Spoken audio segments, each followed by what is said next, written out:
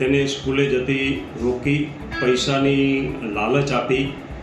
અને હું તને ગાર્ડનમાં ફરવા લઈ જઈશ એવી બધી લાલચો આપી અને નજીકમાં એના ભાડાના મકાનમાં પોતે રહેતો હોય ત્યાં આગળ આ સગીરાને લઈ ગયેલો અને ત્યાં એના શરીરે અડપલા કરી એની મરજી વિરુદ્ધ દુષ્કર્મ આચરેલ હોય જે બાબતનો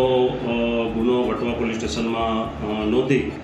અને આગળની તપાસ હાલમાં ચાલુ છે. આ ગુનાની તપાસના કામે શરૂઆતથી જ આ ગુનાની ગંભીરતા ધ્યાને લઈ અમારા ઉપરી અધિકારી શ્રી સેક્ટર 2 સાહેબ,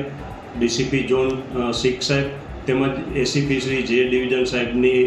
સૂચના અને માર્ગદર્શન આધારે અમોએ તપાસના કામે જુદી જુદી ટીમો બનાવી અને તપાસ હાથ ધરેલ. દરમિયાન ટેકનિકલ સર્વેલન્સની મદદથી અમોને એવું જાણવા મળેલ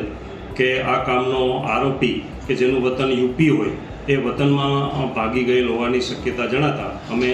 તાત્કાલિક એક ટીમ યુપી ખાતે રવાના કરી અને ટેકનિકલ સર્વેલન્સના આધારે